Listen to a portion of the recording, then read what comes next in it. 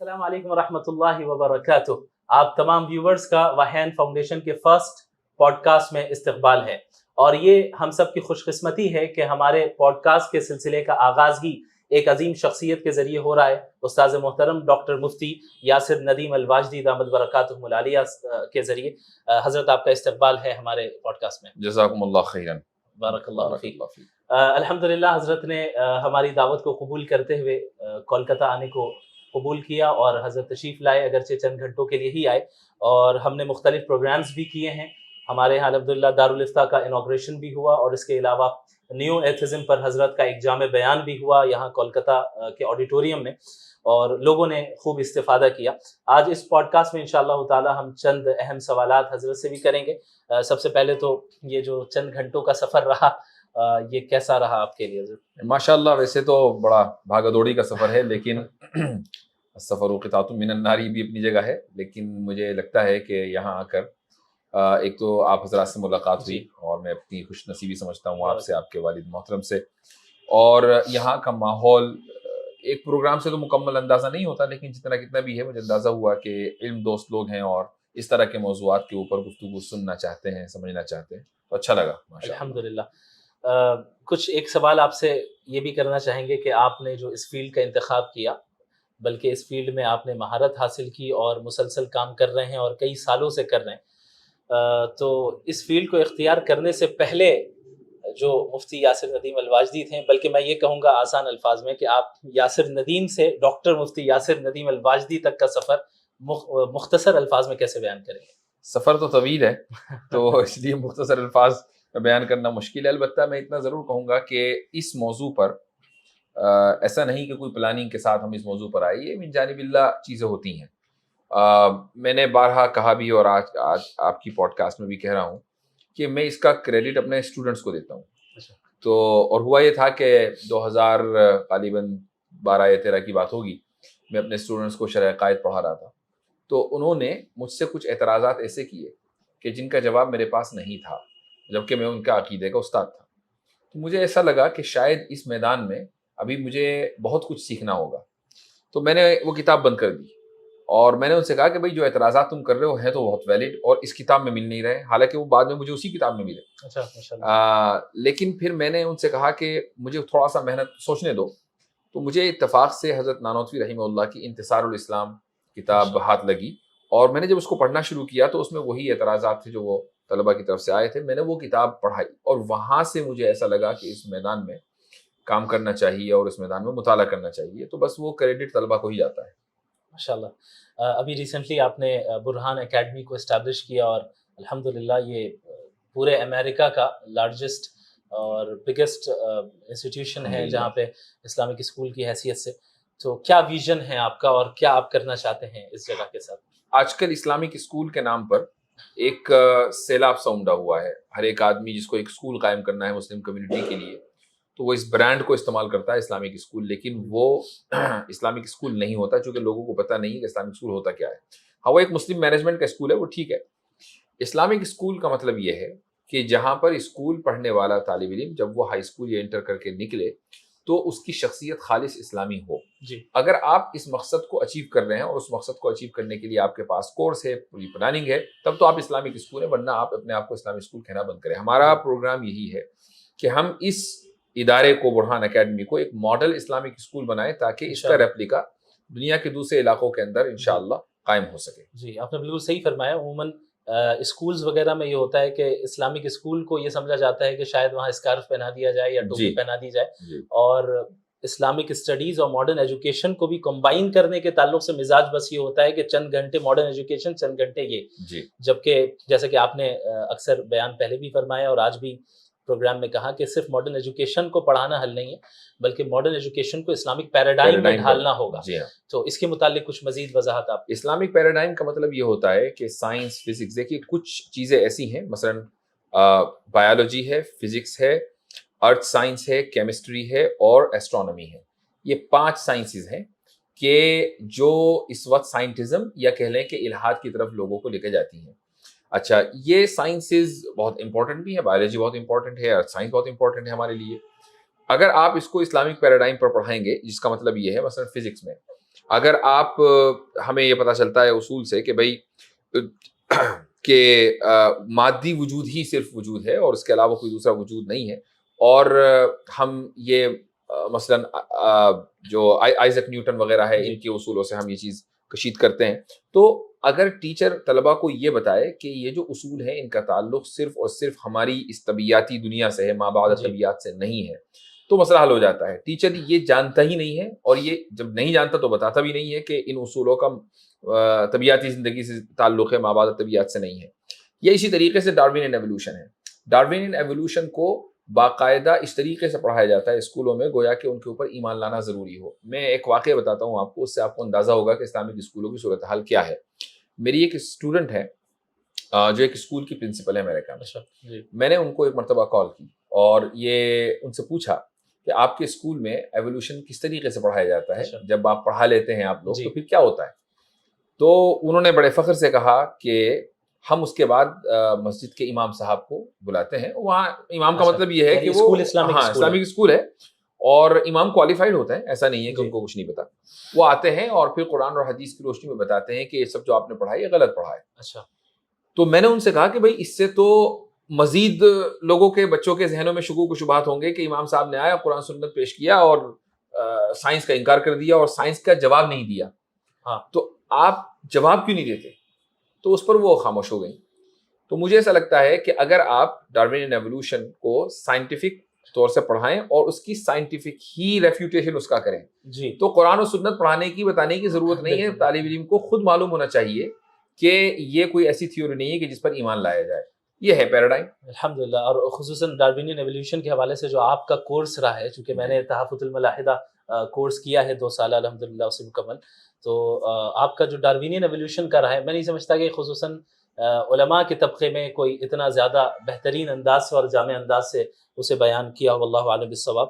تو جلدی انشاءاللہ وہ تصنیف کی شکل میں، ہاں انشاءاللہ۔ وہ اصل میں کیا ہے کہ جب آدمی کسی پریشانی میں مبتلا ہوتا ہے اور اس کا حل تلاش کرتا ہے اور یہ سوچتا ہے کہ اس جیسی پریشانی شاید دوسروں کو بھی آ رہی ہوگی تو پھر حل صحیح نکلتا ہے۔ جب میں نے ڈارون ایوولوشن پڑھنا شروع کیا اور اس میں جو اصطلاحات آئیں اور وہ سر سے گزرنے لگیں تو مجھے لگا کہ جو بھی مدرسے کا پروڈکٹ اس فن کو پڑھے گا اور سمجھے گا اس کے ساتھ یہی معاملہ ہونا ہے۔ بالکل۔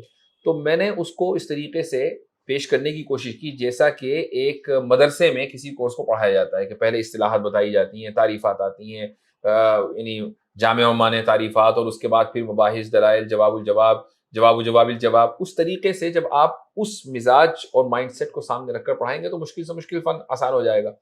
ہمارے مدارس کا ایک امتیاز ہے اور وہ امتیاز یہ ہے کہ ہمارے یہاں جو ریزننگ ہے وہ بہت مضبوط طریقے سے طلبہ کی ہو جاتی ہے، چاہے پھسڈی سے پھسڈی طالب علم کیوں نہ ہو، لیکن کچھ کتابیں اس طرح کی ہیں کہ جو شعوری طور پر آپ کی ریزننگ کو بہت مضبوط کر دیتی ہیں۔ تو جب آپ یہ علوم پڑھتے ہیں اور یہ محنت سے پڑھتے ہیں تو یہاں کامیابی طے ہے، بس اس چیز کا ادراک ہونا چاہیے۔ الحمدللہ۔ اور جو افراد اس وقت الحاد کا شکار ہو رہے ہیں یا شکوک و شبہات میں مبتلا ہو رہے ہیں، خصوصاً ہم دیکھتے ہیں کہ یونیورسٹیز سے تعلق رکھنے والے افراد ہیں جو بڑی تعداد میں آپ سے بھی جڑے ہوئے ہیں، آپ سے بھی سوالات کرتے ہیں اور بھی لوگوں سے سوالات کرتے ہیں، ایک ایفیکٹو انداز میں ہم ان کے درمیان کس اعتبار سے اور کیسے کام کریں؟ ایک تو یہ ہے کہ ہم نے ویڈیو بنا لی، وہ ویڈیو ظاہر ہے 10,000 نے دیکھا، 20,000 نے دیکھا، لیکن ان شکوک و شبہات سے متاثر افراد کی تعداد میرے خیال سے لاکھوں میں ہے۔ تو اب ان تک ہم کیسے زیادہ مؤثر انداز میں پہنچ سکتے ہیں؟ یہ اس بات کے اوپر ڈیپینڈ کرتا ہے کہ جو افراد متاثر ہیں وہ ان کے متاثر ہونے کی وجہ کیا ہے۔ مثلا کچھ بلکہ 70 to 80% جو متاثر ہوتے ہیں الحاد سے، ارتداد سے، یہ سب کے سب سائیکولوجیکل ٹراما کا شکار ہوتے ہیں۔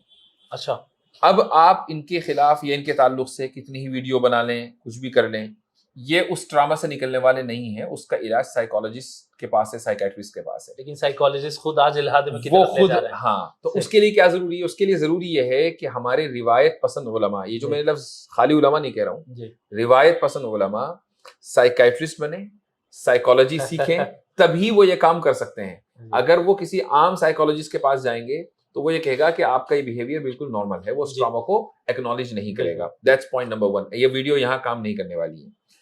پھر اس کے بعد تقریباً 20%، 25%، یہ کوئی اس کا میں ایک یعنی ویسے ہی نمبر دے رہا ہوں، کوئی میرے پاس ایسا ڈیٹا اسٹڈی نہیں ہے، لیکن جن لوگوں سے میری ملاقات ہوئی ہے ان کو سامنے رکھ کر ایک ایسٹیمیٹ بتا رہا ہوں کہ 20-25% لوگ وہ ہیں کہ جو الحاد یا ارتداد کا شکار ہوتے ہیں اپنے جرم کو یا اپنے گناہ کو جسٹیفائی کرنے کے لیے. اچھا. تو یہاں حب شہوات ہے اور اس کے علاوہ کچھ نہیں ہے. جی. جس دن حب شہوات سے وہ نکل جائیں گے واپس ایمان میں آ جائیں گے. اب جو آخری کے 10-15% آپ کے پاس بچے ہیں یہ وہ لوگ ہیں کہ جو جینیوئنلی کسی شک اور شبہ کا شکار ہوتے ہیں اور اس لیے اسلام کو چھوڑتے ہیں. ان کے لیے پھر وہی حل ہے کہ جو ہم جوابات دے رہے ہیں. جی. تو ہم صرف 10-15% لوگوں کے لیے کام کر رہے ہیں. اچھا. ایک بڑی تعداد ایسی ہے کہ جن کے لیے کام کرنا ضروری ہے اور اس طریقے سے وہ کام ہوگا. بالکل.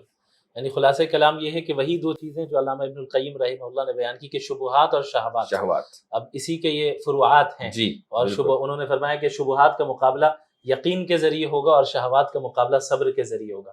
الحمدللہ بڑی خوشی ہوئی حضرت آپ ہمارے یہاں تشریف لائے. آج الحمدللہ دارالفتہ کا انوگریشن ہوا وحین فاؤنڈیشن میں. آج تو انوگریشن ڈے ہے کیونکہ آج پوڈ کاسٹ کا بھی انوگریشن ہے. آج میں جب گھر سے نکل رہا تھا تو میری والدہ اور میری بڑی بہن کہہ رہی تھی آج مجھے عید کی طرح محسوس ہو رہا ہے. الحمدللہ کہ حضرت کی آمد ہے. ماشاءاللہ جزاکم اللہ خیر. دارالفتہ کے تعلق سے کیا کہنا چاہیں گے خصوصاً وحین فاؤنڈیشن؟ بہت زبردست قدم اٹھایا ہے آپ نے اور مجھے آپ کا انداز بہت پسند آیا جو میرے مزاج کے موافق ہے کہ جو پہلا آپ نے فتویٰ جاری کیا ہے اس میں صرف اس چیز کے اوپر اکتفا نہیں کیا کہ فقہی کتابوں میں کیا لکھا ہے.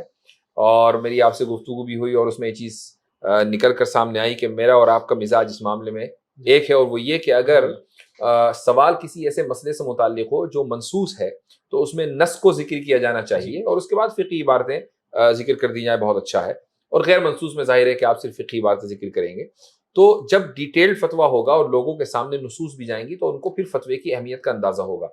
آپ دیکھ رہے ہوں گے کہ اس وقت ملک میں کچھ میڈیا کی وجہ سے اور کچھ اپنے ہی مسلمانوں کی وجہ سے فتوے کی اہمیت کو گھٹا دیا گیا ہے. جی ہاں بالکل بالکل. اور باقاعدہ فتویٰ ایک نیگیٹو ورڈ بن گیا ہے. کیوں؟ اس لیے کہ فتاوی میں عام طور سے قرآن و حدیث بیان کی نہیں جاتی ہیں. ان میں عربی عبارتیں ہوتی ہیں تو جاہل طبقہ سمجھتا ہے کہ یہ منزل من اللہ ساری عبارتیں ہیں. وہ فقہی عبارتیں ہیں. میں یہ نہیں کہہ رہا ہوں کہ وہ غلط ہیں لیکن قرآن و حدیث بہرحال نہیں ہے. تو اگر اس میں قرآن و حدیث کو لازم کر دیا جائے تو ایک عام سے عام گیا سے گیا مسلمان بھی توہین نہیں کرے گا فتوی. جی جی بالکل صحیح فرمایا.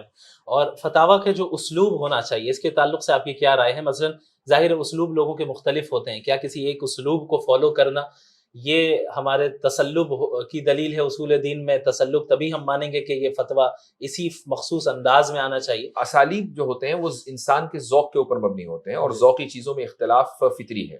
جی. تو مثلاً ہمارے دارالعلوم دیوبند میں کچھ مفتیان کرام ایسے گزرے ہیں. مثلا مفتی مہدی حسن کے تعلق سے یہ چیز ہے کہ وہ ہر حال میں شامی کا ہی حوالہ دیتے تھے. اس کے علاوہ کوئی دوسرا حوالہ وہ قبول نہیں کرتے تھے. ان کا ذوق یہ تھا.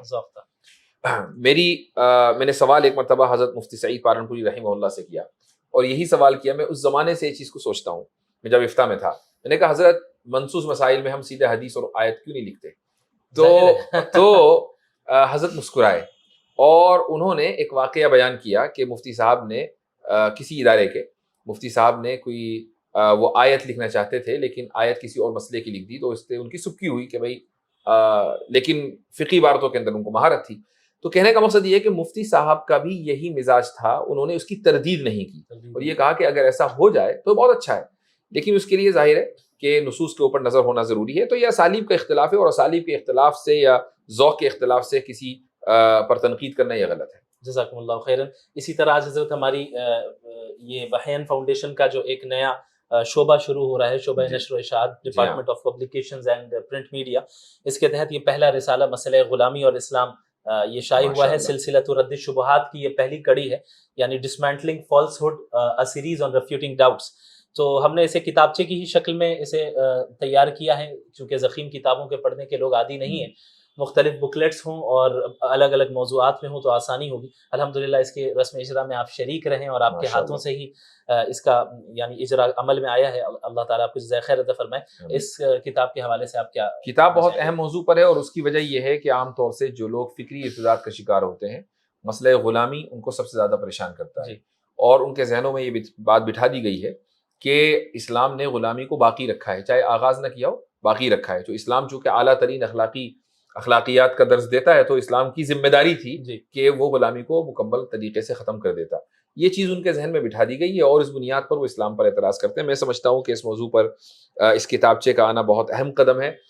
اس موضوع پر کافی کچھ لکھا گیا ہے اس سے پہلے، ایسا نہیں ہے، لیکن بہت طویل اور بڑی لمبی چوڑی کتابوں میں لکھا گیا، وہ اس زبان میں لکھا گیا جو آج کی زبان نہیں ہے. تو آپ ماشاءاللہ اس سلسلے میں کام بھی کر رہے ہیں، ویڈیوز بھی آپ کی ہیں اور یہ کتاب بھی آ گئی. اللہ تعالیٰ قبول فرمائے اور اسی طریقے سے آپ ان شبہات کو ڈسمنٹل کرتے رہیں. الحمدللہ انگلش میں بھی یہ کتاب اویلیبل ہے، اردو میں بھی ہے، اور انشاءاللہ ود ان اے ویک ہو سکتا ہے کہ عربی پہ کام چل رہا ہے تاکہ عرب دنیا تک بھی ہم لوگ پہنچیں. ارتداد و الحاد کی لہر وہاں بھی بڑی تیزی کے ساتھ ہے، جیسا کہ حضرت مولانا علی میاں ندوی رحمہ اللہ کا خود پرسنل یہ تجربہ بھی رہا جس کے متعلق انہوں نے کئی مرتبہ بیان بھی کیا تحریراً اور تقریراً.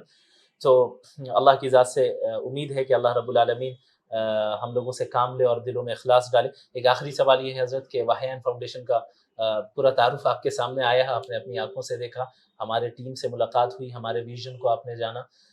وحیان فاؤنڈیشن کے تعلق سے کیا تاثرات ہیں آپ کے، اور پھر وحیان فاؤنڈیشن کی ٹیم کو آپ کیا نصیحت کریں گے؟ میں صرف ایک دعا کر سکتا ہوں کہ اللہ تعالیٰ بہت جلد ایسا کر دے کہ یہ جگہ تنگ پڑ جائے.